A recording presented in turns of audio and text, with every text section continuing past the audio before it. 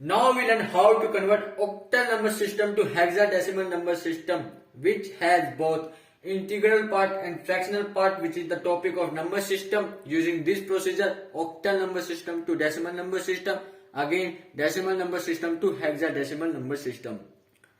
So आज हम सीखेंगे कैसे हम ऑक्टल नंबर सिस्टम को हेक्साडेसिमल नंबर सिस्टम में कन्वर्ट करें, जिसमें कि इंटीग्रल पार्ट भी है हमारा और फ्रैक्शनल पार्ट भी है, और इसको हम करेंगे दो स्टेप से, only 2 steps.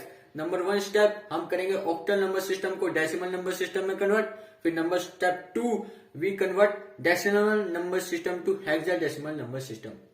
So in 2 steps we convert octal number system to hexadecimal number system with one example, which is 251.4 to the base 8, which is octal number system, is converted into to the base 16 hexadecimal number system. So our first step, 251.4 to the base 8 is converted into to the base 10, which is decimal number system. Using this formula, note down, using this formula, which is for integral part, means 251, we apply Pn into 8 to the power n minus 1, and for fractional part, we apply P minus m into 8 to the power minus m. So put it into this example by applying positions. So पहले हम इनकी position denote कर देते हैं. For example integral part left hand side के लिए 1 की P1, 5 की P2 एंड 2 की P3, और for right hand side fractional part के लिए 4 की बस P1 पोजीशन. सो पहले हम इंटीग्रल पार्ट को करेंगे सॉल्यूशन में इस फॉर्मूले को अप्लाई करके इंटीग्रल पार्ट में. तो हमारी P3 की बनेगी P3 8 की पावर 3 माइनस 1, P2 की P2 इंटू 8 की पावर 2 माइनस 1, P1 की P1 इंटू 8 की पावर 1 माइनस 1. अब हमारा फ्रैक्शनल पार्ट में ये अप्लाई करेंगे. P1 is two P minus 1 upon 8 की power minus 1.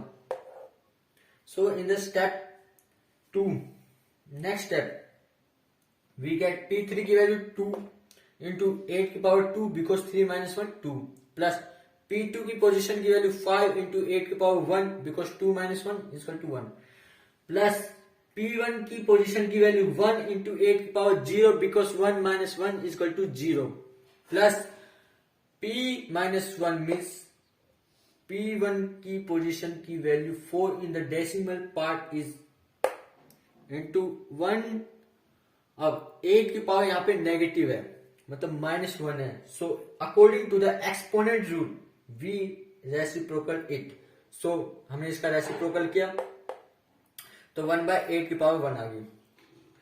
Now in the next step 2 into 64 because 8 square is equal to 64, plus 5 into 8 because 8 की power 1, plus 1 into 1. Now exponent rule, if any variable, any constant, any number which has the power 0 is tends to be 1. So 1 into 1 plus 4 into 1 upon 8 की power 1, 4/8. In the next step, 2 into 64 128 plus 5 into 8 40 plus 1 into 1 1 plus 4 divided by 8 0.5. So now adding 4 values we get 169.5 to the base 10. So we have converted octal number system to decimal number system. So our first step is done. Now let's do step 2. Now in step 2 we have to convert decimal number system to hexadecimal number system. Step 2, 169.5 to the base 10 is converted into to the base 16, which has both integral part and fractional part. We done it by step. In solution, first integral part को हम LCM method के through करेंगे and fractional part को हम multiplication method के through करेंगे. मैंने ये काफी वीडियो में बता रखा है, अगर आपने वीडियो नहीं देखी है तो आप एलओसी की प्लेलिस्ट में जाके एक्सेस कर सकते हैं, नहीं तो मैं इसमें भी बता देता हूँ कैसे करेंगे हम.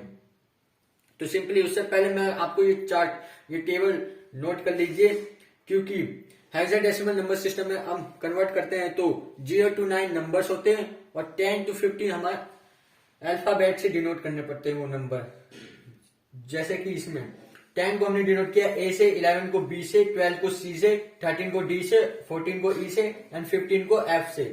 सो let's do our example. 169 LCM करेंगे 16 से, तो 16 10 जा 160, 169 minus 160 we get 9, which is our first remainder, and first remainder is always LHD, least significant digit, because we write LHD last, मतलब लास्ट में लिखते हैं हम LHD को। एंड 16 जीरो जब 0 10 minus 0 10, 10 को डिनोट करते हैं A से, इसलिए सो हमारा लास्ट रिमाइंडर MHD होता है, मोस्ट सिग्निफिकेंट डिजिट, बिकॉज हम MHD को सबसे पहले लिखते हैं। And our next step integral मतलब फ्रैक्शनल पार्ट को अब कन्वर्ट करेंगे।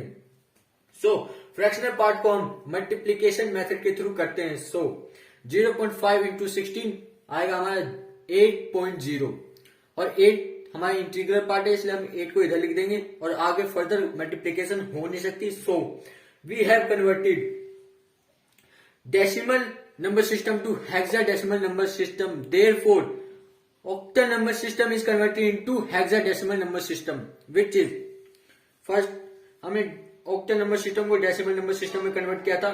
251.4 to the base 8 is converted into to the base 10, which has the value 169.5. And in the step 2, we have converted decimal number system to hexadecimal number system, which is 169.5 to the base 10 is converted into A9.8 to the base 16. So simply, therefore, we have converted octal number system to hexadecimal number system, which is 251.4 to the base 8 is converted into A9.8 to the base 16. So thank you until we meet next.